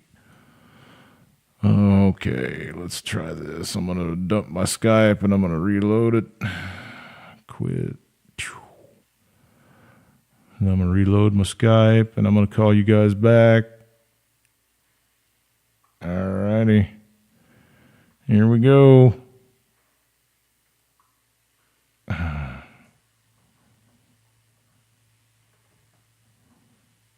Was that you, David, that just texted? Here. Boom, boom. All right, here we go. I'm going to try to call you guys back. Well, there's Thank Lance. you for calling Shitty Walk, man. I'll take your order, pre. That's There we go. Now we're back live. Well, I was always live, I guess, but now we got the call back. Okay, how much of the story did you guys hear before it got clipped? Before the call got clipped? I got half of it about the plane that blew up. It was full of munitions and stuff. Yeah, this is a tanker that was full of explosives, and they're saying that it exploded midair. I don't know, David. What do you have on that story of the KC-130 that went down in Mississippi? I'll say, that's what I heard too. Is that explosives on there? But then you hear they said it was a refueler, that it was refueling jets too. I've heard the story on that too from some news sources, and it's like I'm getting conflicting stories that it had explosives or it was carrying fuel. I heard the fuel. I didn't read the story about explosives. I heard that it was full of fuel, and that's what made it explode. Yeah, that's the last story I heard, that the fuel on there caused it to explode. This farmer reported smoke coming off of it on the way down. The refueling tanker was loaded with explosives, is exactly what this story says. Yeah, see, keeping I've heard emergency both sides. responders at bay. Well, I mean, gasoline is an explosive, right? But then, you got to say, you got to read down further into the story that it says that they describe several high intensity explosions. So if it was one tank of gas, it ain't going to do that, right? I mean, when planes crash, usually all the fuel system opens up instantly when the shit hits the ground, right? Because it's in the wings and it's in some of the body panels and stuff. That's where the fuel for the jet or the whatever aircraft it is, that's where they carry their fuel load. In the KC-130s, in their refueling tank, they've got one single tank that's on a pallet. It's palletized fuel. They're usually a couple of thousand gallons, and that's what they did drop the hoses out the back, and that's how but it's not a full body tank, right? So if this thing crashed into the ground, you would think that those tanks would absolutely crush and it would all be consumed in the initial blast. So for it to have several high intensity explosions after the fact that the fire crews were already there suggests that there was some munitions on that plane. Yeah, they said there was multiple explosions once it hit the ground. Right. I know it was so hot the fire department couldn't get close enough to it. Right, and that's not JP4, right? I mean, that's just not. It's not JP4, so it doesn't burn that hot. It's a kerosene based shit. It's if there was high intensity blasts, that tells me that there was munitions on that plane. Why are they carrying explosives on a refueling mission? Yeah, that's what I was wondering too. And why did the death toll jump from 5 to 9 to 16? Yeah. Well, was it on a refueling mission? I mean, you don't know that either. Exactly. They said it was flying from one base. It was flying toward the West Coast, and that's where it was headed. It was toward the West Coast for a long distance trot, and they said that's when it went down. It's a shame. Like I said, watch CNN out there when this happened. They gave 2 seconds to these these people that died, and all the other time to Russia and Trump. And I was telling my wife that too. It's a shame. We just lost how many 16, 17 guys in one shot on American soil, and the news isn't giving it any coverage. Right. That really pissed me off, man. I was like, what the fuck, and on top of that, the poor parents just had to be devastated. Now, if their sons were stationed in war zones, they'd be a little bit more prepared. But to hear that your son got killed stateside in a plane crash is just probably something hard to swallow. Yeah, training incident, whatever. Why? C-130s, number one, they are a very, very reliable aircraft. They're a workhorse. Yes. Yeah. There are tens of thousands of those things in use every single day. For one to come out of the sky like that is very hinky to begin with, especially if it was on fire already. I mean, what happened inside that cab, we're never going to know. We're never going to know. Even if the poor guys burned to death, Right? Yeah. It was a horrific way to die, and the news barely gave it any coverage whatsoever. Right. Hardly any. I mean, I only saw a blurb of it online. Yeah. Those poor parents, like I said, had to be devastated. If your son's in the military and he's stationed in a war zone, Iraq or Afghanistan, northern Syria, then there's a slight expectation you might be getting that knock on the door. Not when your son's stateside on a training mission. Right. You know, you just don't expect that. Like I said, I feel sorry for those poor parents, man. And on top of that, you know, all these guys got to be, you know, military funerals for all of them. And the news hadn't even talked about it since it happened. Not one bit. Not one bit. Because Russia. Yeah, that's Trump Jr. talked to a Russian lawyer for an adoption. Yeah, it's messed up, man. And when you see your country give that more coverage than your soldiers dying on your own land, man, something's wrong. You remember that oil spill or the fuel spill that happened here in Virginia Beach? Yep. Last month before? Yep. Did you know that is the largest fuel spill in naval history? No shit. No shit. And it went all Zero into coverage. The water. There's people that live around there that still can't get into their homes because the fumes are so bad. And zero the coverage. news quit talking about it here. Yeah. They just made them stop talking about it, man. I mean, seriously, they shut it down. They were out there all the time in the morning interviewing people. Nothing. They shut them down right after all that happened. Damn. How long? That's been a week ago? 2 weeks ago? No, shit. It's been a month. It's been over a month now. Wow, man. Wow. What was the cause? Did they ever give a cause? Oh, yeah. Human error. There was a E4 or E5 whose job it was to turn the spigot one way, and he basically turned it the other way and then walked away, and then they didn't even notice it until after all of it had leaked out or something like that. Total accident. Human error by one person, from what I understand. How many total gallons were spilled? Well, from what they say, you'll never know. I mean, I can't even remember, 90,000. I don't even remember how many it was. 90,000. I mean, I could try to do some research on it, but I don't think that they've ever come out with an official number. Wow. Because all they say, oh yeah, we've had the EPA here, everything's within, tolerance and this and that, and we investigated ourselves and we found we did nothing wrong. Yeah, I mean, it's just like the lady I saw on the same news channel this morning talking about insecticides and said, get the one with DEET. It's been proven that it's good. It can't harm you. No shit, right there on fucking news in the morning. I'm like, I took my stupid pills this morning, and I'm here to give you information. Yeah, I'll bet she was really hot too. Yeah. Yeah, she was. Yeah. See, they got to wear lip gloss and be super fucking hot, and that way all the guys will pay attention. Yeah. Get the one with at least 30% DEET, because it's been proven it can't hurt you. Right. Until you find the tumor. Yeah. Ask the lab rat.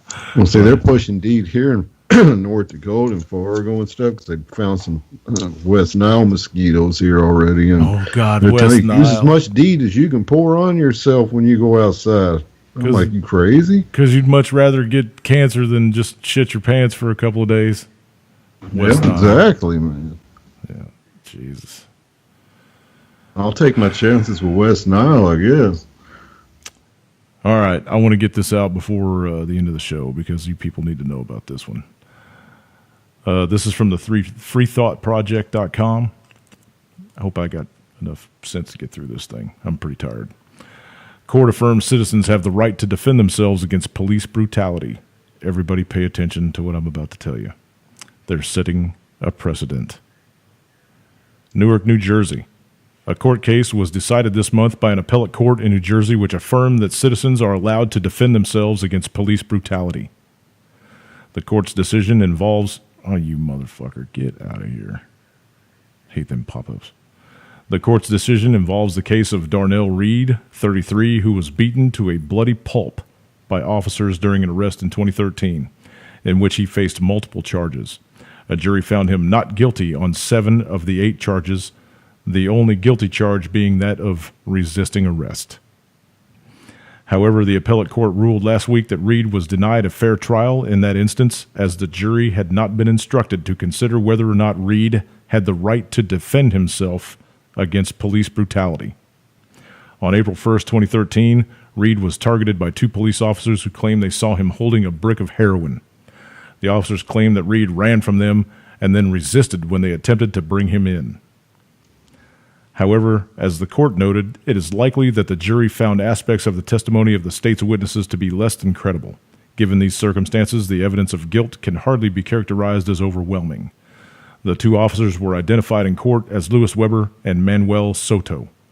They were dressed in plain clothes and were in an unmarked car when they attempted to apprehend Reed. As New Jersey 1015 reports, the cops repeatedly struck Reed's ribs and threw him to the ground. His face was left bloodied and swollen. His blood covered the ground. The appellate decision says more than 10 of his dreadlocks were forcibly ripped from his scalp. Ow. Reed had to be hospitalized and still suffers from pain in his ribcage. To come to their decision, the court referred the long-standing precedent set in State versus Mulvihill, which notes, in effectuating the arrest or temporary detention of officers, the officers employs excessive and unnecessary force. The citizen may respond or counter with the use of reasonable force to protect himself, and if in doing so the officer is injured, no criminal offense has been committed. I'm going to read that again because I kind of stuttered a little bit. In effectuating the arrest or the temporary detention, the officer employs excessive and unnecessary force.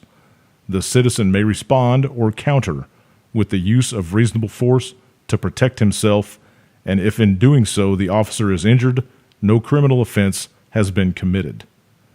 There is another case that precedes this one that is called the State versus Bad Elk. And in that decision, the state Supreme Court decided that even if you have to use deadly force to protect yourself against an unlawful arrest, you may do so without committing a crime.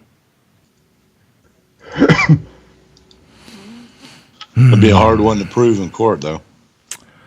As the court noted, and when they start beating you up, they go in gangs, man. How you gonna fight against that? That's true.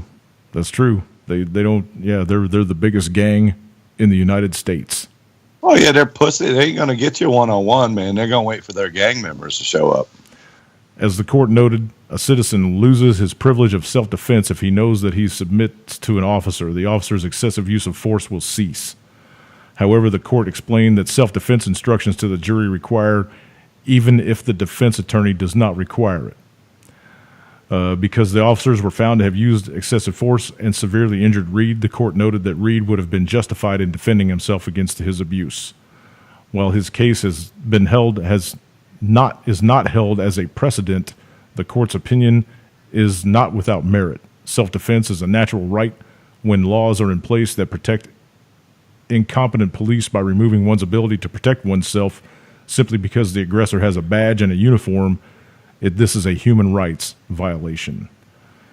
Let's see, it goes on a little bit farther, but it's not really pertinent to what I'm trying to get across. But anyway, they said it doesn't set a precedent. I think it does.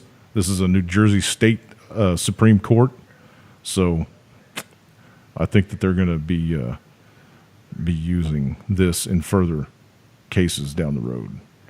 So, and with that, we're out of time. You guys want to make any comment on it, you can, for sure. Nah, it's a great story. We'll see what happens out of it.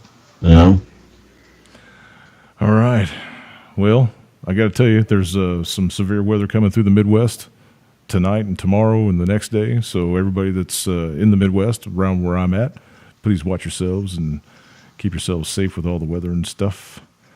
Shit, it's going to be 107 here again tomorrow. Yeah. News for you, QE says, now in North Carolina, all can carry concealed without a permit following a constitutional carry.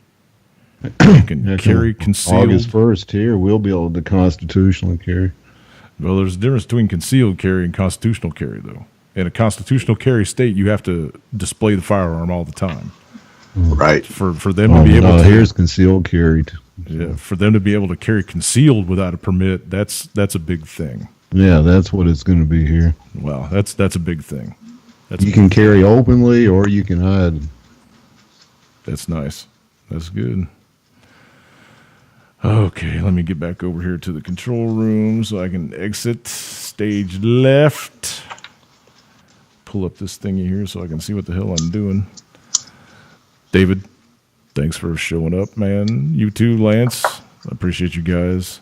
And everybody out there. You're welcome. All you people in the chat room and stuff. I never say hi to you too often. I should more often, but you guys know the drill. Love, peace, and cookies, everybody. Take care. See you next week. Thanks, guys. Hey, thanks, guys. Take it easy. Bye-bye.